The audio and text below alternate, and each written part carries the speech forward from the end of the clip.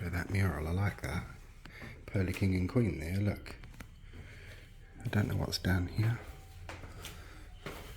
Oh, I like this. This is very good.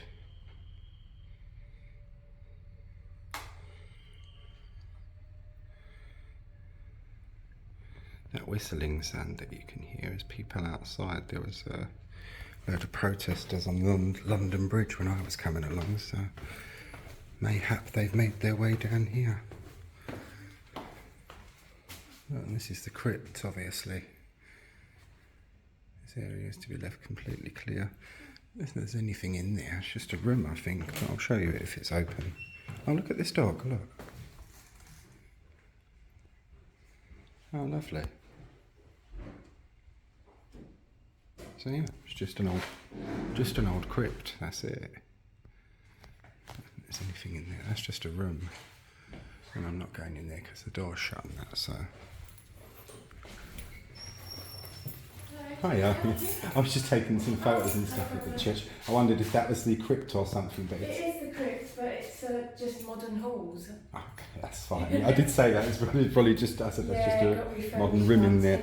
I'm sorry. I never cover them if they're usually like bodies or in there anyway, so it's not very nice. I went to one recently and someone said to me, oh, you can go and photograph and film. I went, okay, I got down there and there's like coffins and everything in there, so I got the phone away. I was like, oh, sorry, but they went to the cemetery or they're buried in like the walls. So. Yeah. Fortunately. Yes. I wouldn't fancy walking around. No, definitely not. Thanks very much. Well, thank you. Take care. Wish you well. Yeah, you too. Are you going out that way? Yeah, thank you. Hi. She's downstairs. Downstairs. I'll find it. And excuse me, do you know where I can leave a cash donation at all? And before we leave, I'll just put some money in there. This is the only place in here you can leave a cash donation.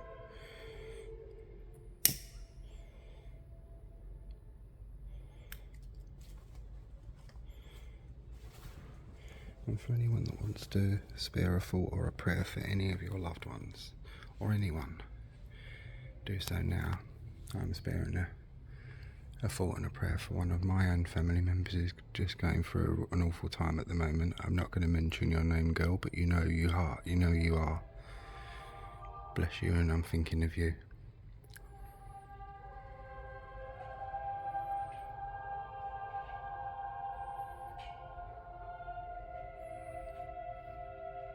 There we are. And that, ladies and gentlemen, covers the church of St George the Martyr in Southwark. I hope you all enjoyed and hope you all found it interesting.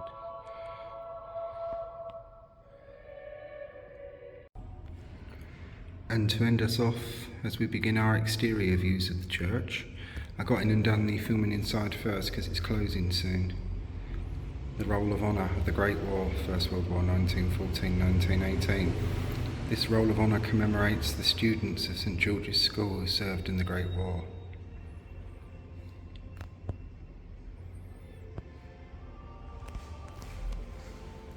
That door will take you into the bell tower.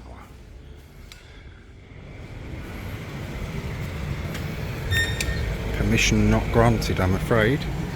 Yeah, we're out onto the High Street again, Borough High Street. You can see they had a pretty nasty, someone's had a crash.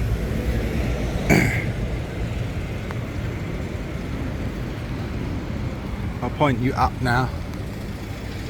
Some exterior views. But what we're going to, obviously we're going to see some exterior views of the church, but afterwards I want to show you a little something interesting. Ain't much around this side, so we just get the side views. There ain't a great deal. Funny thing is, we've got so many of the Georgian churches. They're quite plain on the outside, but you get a surprise when you go inside.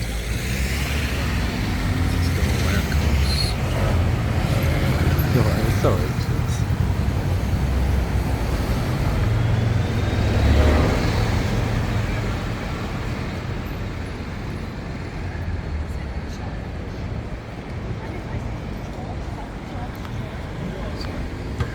pride flag. Christ the Resurrection Church. This is its little churchyard round here. I don't know if that's open or not as a churchyard, and we shall see. That's the side of the church.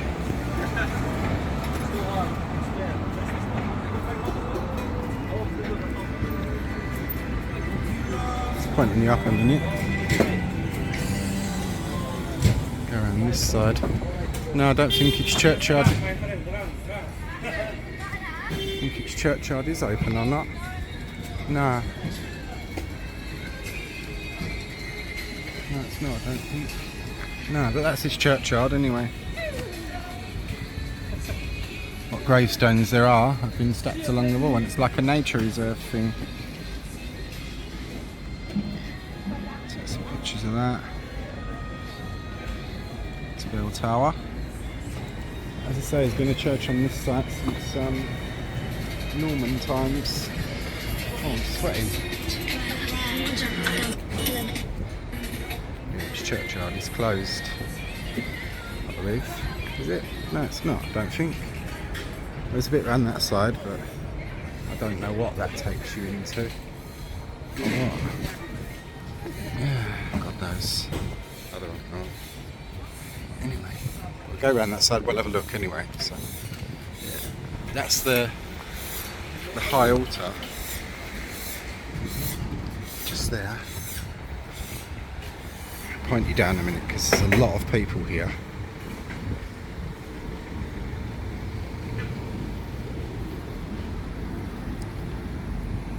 This is the back side of the church. So, yeah. Not a bad one, is it? I have no idea what's in here. It goes down into something. It is... oh, it's a children's centre. Yeah. Nice brick-built church. Such like, there we go. Take a picture. Sorry. It's a lovely window. This is what I'm always saying about stained glass. It doesn't look much from the outside, but when you go inside and see the light shining through, it's a real treat. Beautiful. And that one's very special. I've just been inside. Yeah, cheers. Fourth Southwark St George the Martyr Scout Group. And you got this little door there, look.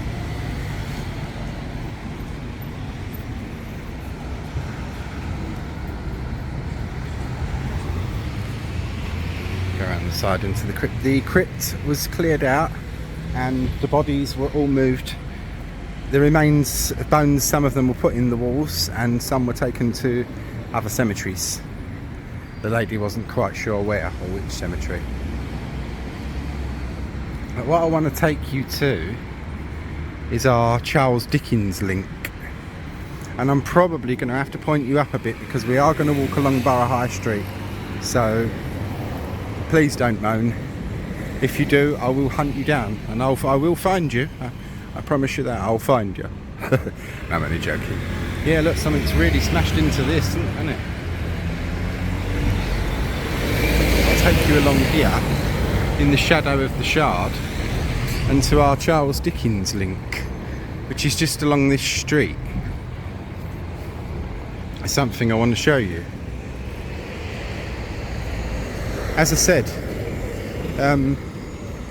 in Charles Dickens' day, when he was a boy, his father and parents were in debtor's prison, and his father was in the Marshalsea, which was pretty much near to where we're standing now.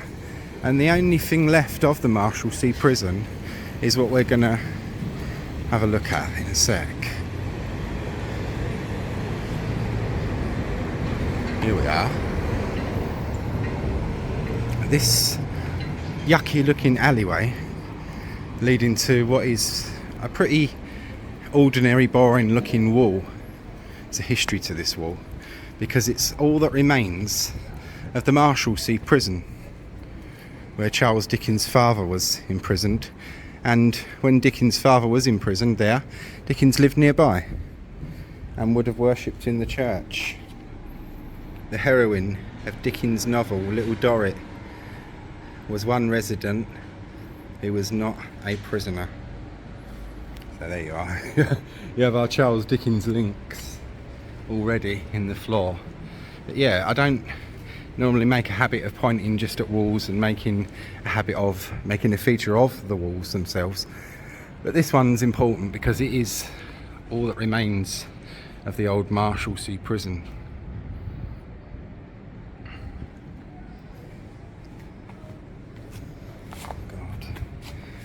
God. But whosoever goes into Marshalsea Place will find his feet on the very paving stones of the extinct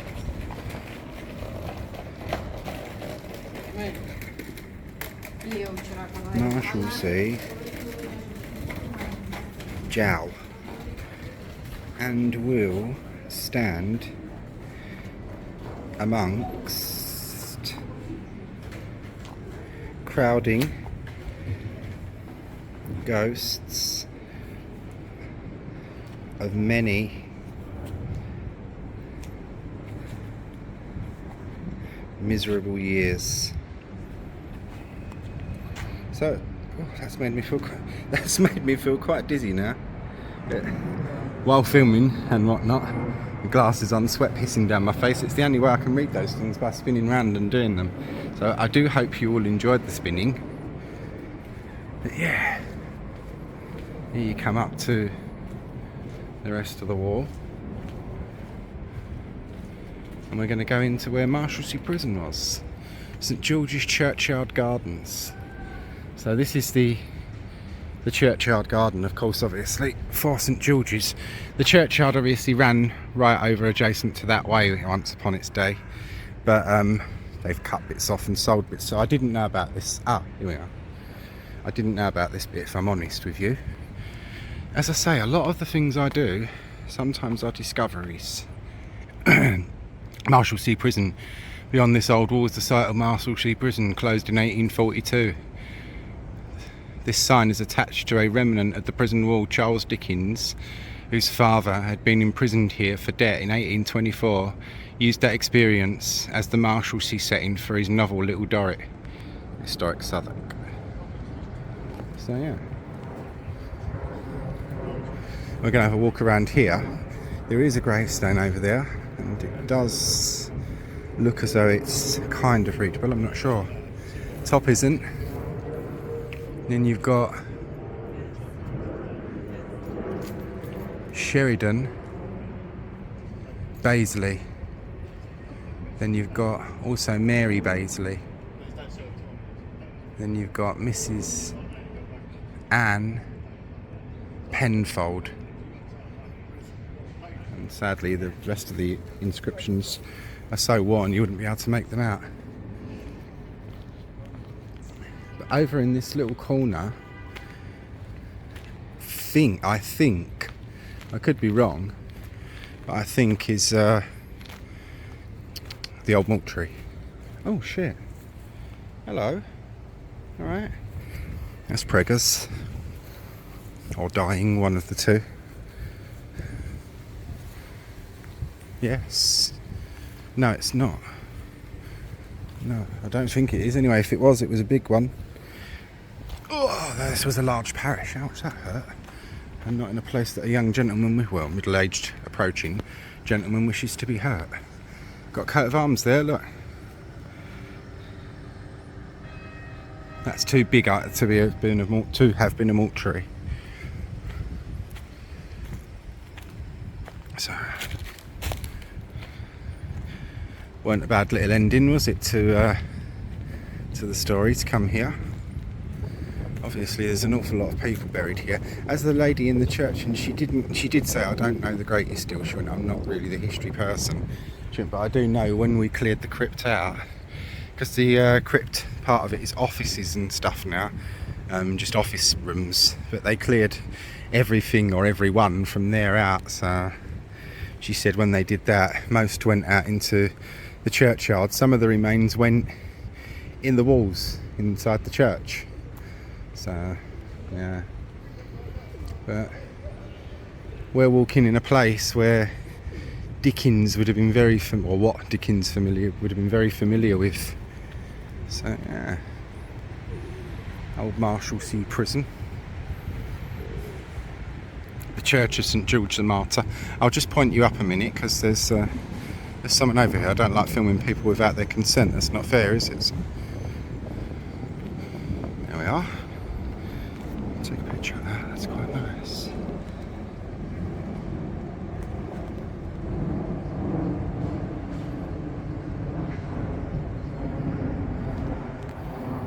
Nice old church, that one. I enjoyed the visit to that one, I must say. That's it. Put that all in.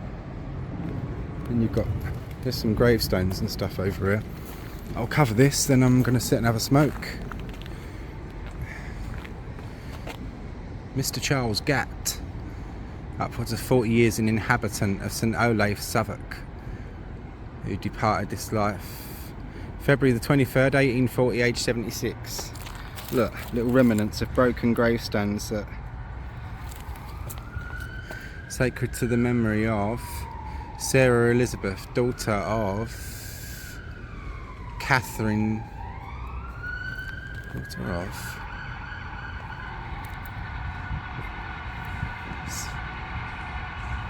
Charles and Sarah Cox. And they've screwed up, which is quite common in those days. They've double plated the name, so it looks like C-H-E-A-R-L-E-A-H. Could be Charlie, spelled C-H-A-R, Charlie, yeah, spelled C-H-A-R-L-E-A-H.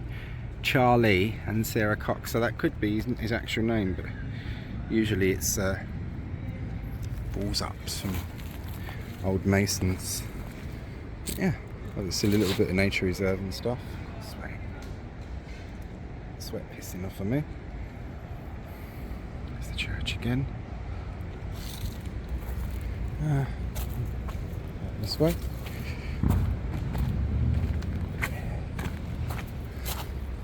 You've got an old couple of them actually.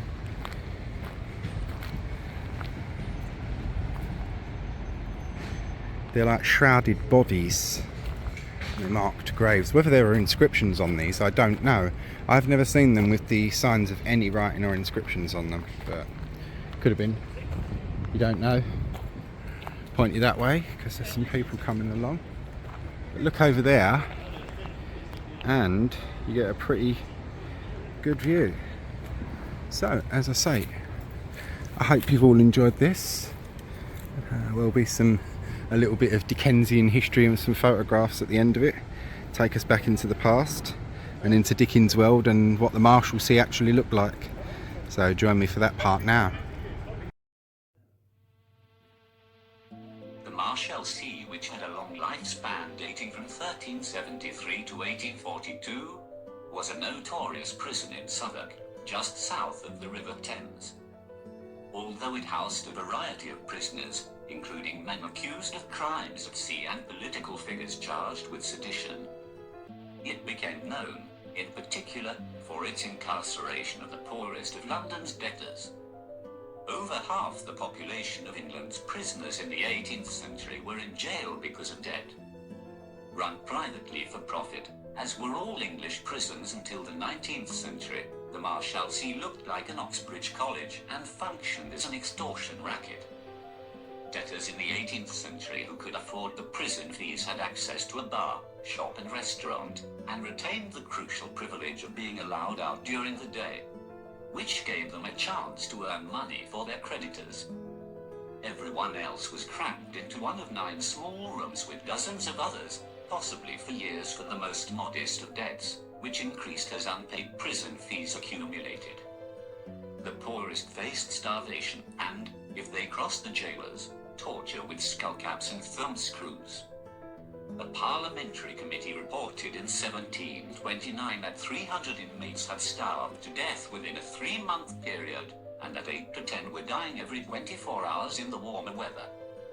The prison became known around the world in the 19th century through the writing of the English novelist Charles Dickens, whose father was sent there in 1824, when Dickens was 12, for a debt to a baker.